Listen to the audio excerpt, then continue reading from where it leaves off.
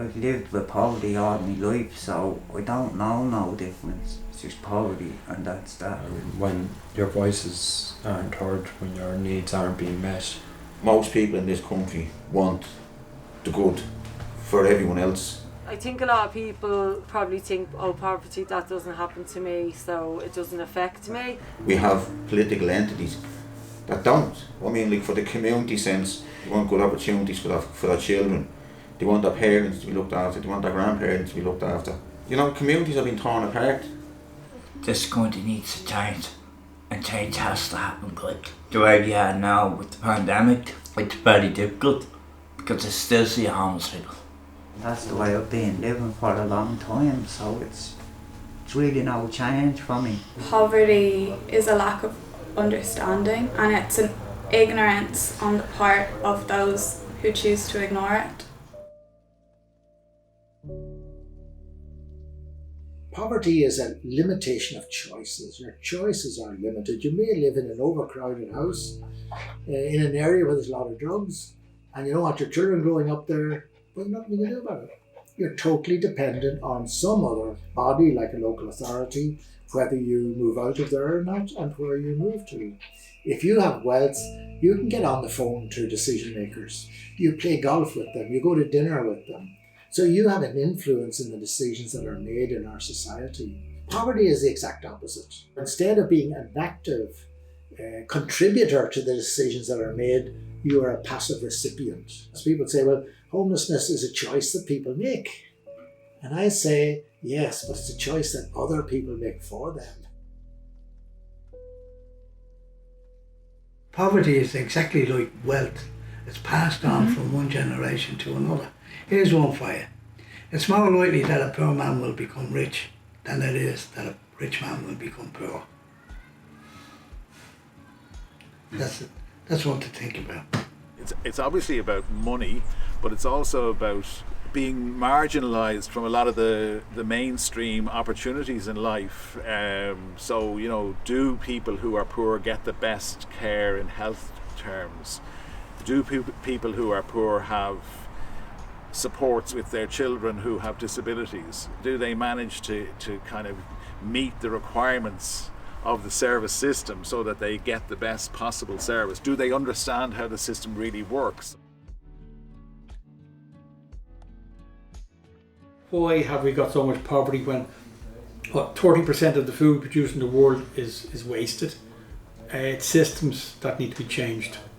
And we have the technology so that everybody can be well fed, and yet we don't. All the decision makers in our society are people who are in very good, well-paid jobs, permanent, pensionable, living in nice houses, children going to third level education. They live in that world, and they have no understanding or appreciation of the world that other people have to live in, and therefore the decisions they make are decisions that are not favourable very often to the people who are living in poverty. It's about a whole gap between the reality of people's lives and the reality of what's being offered by different service systems, housing systems, healthcare systems, education systems. Does the system recognise that maybe you have to make a different kind of offering to make sure that people understand what's being asked? What led you there? What supports? What trauma? What happened to you as a kid? No one cares about that really. No one wants to look into that. That's always going to stick with you. And, you know, you're going to have probation coming into your life, social workers, and things get difficult. You can hit a crossroads where your life settles so that, you know, you don't see much beyond that. In a situation where there's a power difference, the person with more power has to operate with more sensitivity and more respect and more awareness of their power. The services that I volunteered in before, which were talking about tackling homelessness and this and that, and I'm going, you're putting a bandage on something. Whereas it's actually the real element of this. If you can't hear very well, if you can't see very well, if you can't speak very well, the system should be still able to cater for you. Similarly, if you can't understand the rules, the system should be able to cater for you. It's up to the system to explain its own rules better. The system should be more person-centred, more service user-centred.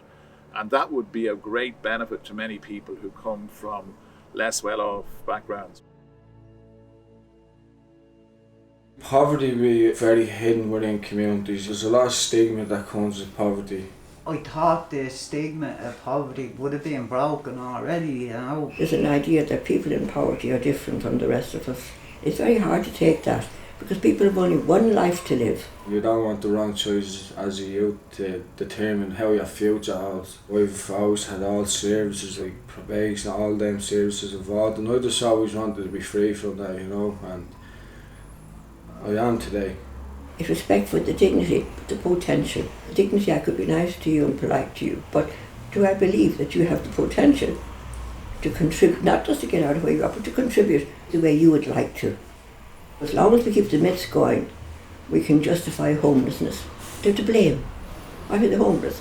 Because they can't pull up their socks. It is so disrespectful and it's very ignorant. Actually hurts me when I'm walking down the street and because of my appearance, because I can't go in and buy new clothes when I feel like it and that, you know, like I actually feel people looking at me. Not looking at me, it's actually looking at me appearance. To hear the hardships that people go through, it's like people want to block off that side. It's just not nice, you know, I don't think it's fair, you know. If you have any empathy, I don't know how you can ignore this massive inequality worldwide. The effects it has on me anyway is physical and mental. If you're poor, you have low status. You certainly feel you have low status. Your self-esteem is reduced compared to the main body of society. There's a whole sort of issue, I think, about this kind of psychological segregation, that people feel that they don't quite belong, they don't quite fit in. The embarrassment came from not having all he's wanting and probably standing there on an empty stomach too, yeah. So that's all, to me, embarrassment. In some of those situations I couldn't have coped. I didn't have the courage, I wouldn't have had the resilience, and I wouldn't have had the skill. Experts in poverty are not the people doing statistics in Trinity College or the politicians or the media commentators, but people who struggle.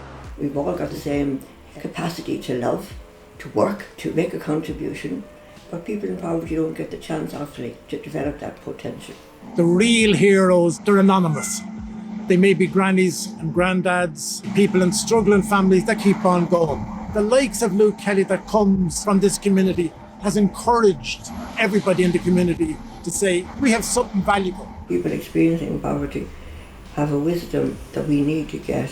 The knowledge and such a street smartness that people from more privileged backgrounds will never have. Sometimes all it takes is the right word in the right place to give somebody a huge boost. It's very important that you get people that would actually see things in it, because I had people that saw things in me that I didn't see. Everybody has hidden talents and has hidden skills, you know, but if you're always coming with the mentality of like judgmental, you'll always overlook them. And it's always the people that have walked in certain paths has the ability to see beyond an offender, to see beyond a troubled youth, to see beyond the whole lot of that. It's not down to like going to college and getting a degree, you know. It's just down to having compassion, having a good heart, and knowing that you can empower people by your words, and words are powerful.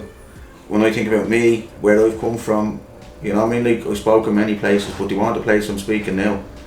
If people's rights are being neglected, it's the responsibility on all of us to stand up together. I don't usually speak out. I'm known as a quiet person, but I feel this is important. I give encouragement for other people to speak out. It will also prompt people like me and others to kind of try and bring into our daily work more reflection on these issues. Yeah, you have to keep fighting. We are each a human being, and that we kind of need to go back to the basic of treating people the way we want to be treated ourselves. It doesn't matter what walk of life you come from, you'll always have something bad. The world has a crazy way of overlooking people, but iron sharpens iron, you know, we can all learn from each other. And I've learned a lot from a lot of people here, and I hope a lot of people have learned a lot from me as well.